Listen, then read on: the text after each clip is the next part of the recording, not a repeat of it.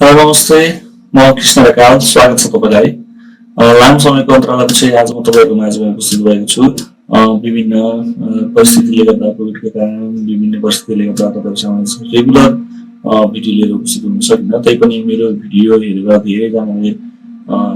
सुविधा लिनु भएकै छ र मेसेजको रिप्लाई चाहिँ मैले सबैलाई गरेको छु तपाईको कमेन्टको जिज्ञासाहरुलाई पनि मेटाएको छु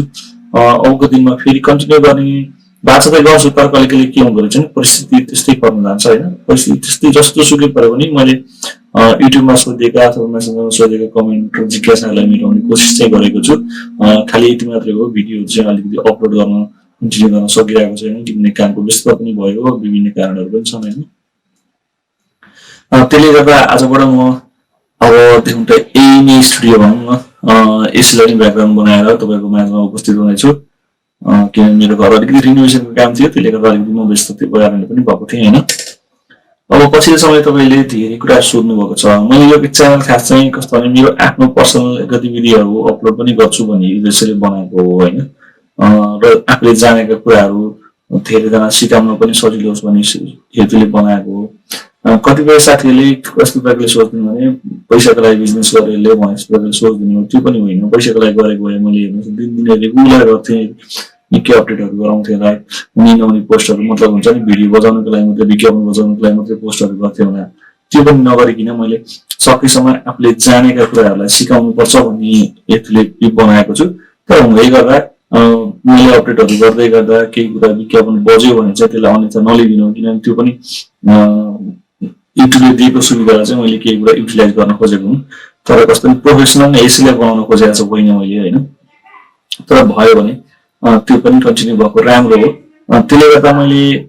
कसैले त्यस्तो अन्यथा नलिने कतिपय साथीहरुले तपाईले चाहिँ युट्युबमा पैसा कमाउनको लागि के यस्तो गर्नुभयो उस्तो गर्नुभयो धेरै कुरा यस्तै भनिदिनु भएन भन्नुहुन्छ हैन तर मैले मेरो बुझाइले मलाई पर्सनली यो कस्तो भने तपाईको नितान्त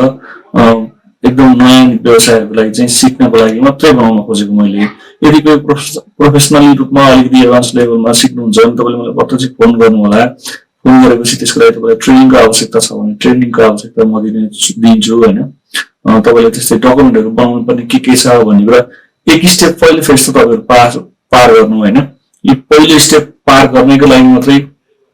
यो भिडियोमा यो च्यानलमा मैले सुखाएको भिडियो राखेको छु हुन त मैले अलिकति लेभलमा जहाँ होस् भन्ने केही कुराहरु भिडियोमा देखाएको पनि हुन्छु हैन त्यसलाई तपाईले फलो गर्न सक्नुहुनेछ र अर्को कुरा व्यवसाय साथीले कस्तो गर्दिनुहुन्छ गरेको पाएको छु भने तपाईले भिडियो हेरेर तपाईले लाभान्वित हुनुभएको छ भने तपाईले त्यो भिडियो शेयर गरिदिनुस् न शेयर गरिदिएपछि धेरै जना एउटै टाइपको कस्तो छ भने मसित एउटा भिडियो जुन कन्टेन्टको भिडियो बनाइसकेको छु त्यही भिडियो सम्बन्धी कन्टेन्ट बनाइदिनु होला भनेर साथीले मेसेज गरिराख्नु भएको छ सर तपाईले त्यो भिडियो हेर्नु न भनेर चाहिँ कहाँ छ लिंकले योले त्यो भले भनिराख्नुहुन्छ त्यो भनेको कस्तो नि मैले तपाईले जानेको कुरा शेयर गर्दै गर्दा तपाईले लाभान्वित भएको कुरालाई चाहिँ तपाईले पनि शेयर गरिदिनुस् ताकि धेरै जना व्यवसायलाई सजिलो होस् किनभने आजभन्दा भोलिभन्दा पछि नयाँ व्यवसायहरु बढ्ने क्रममा छ अर्को कुरा कतिपय साथीहरु एकदमै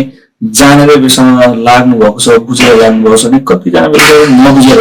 यो विषयमा लाग्नु भएको छ हैन त्यसले गर्दा चाहिँ अलिकति बुझेर पनि यो विषयमा लाग्नु होला र धेरै जनालाई शेयर पनि गरिदिनु होला हैन आज मैले यति नै राखेर अबको भिडियोहरु कन्टिन्यु गर्नेछु आज मैले यति नै राखेर आजको भिडियो अन्त्य गर्छु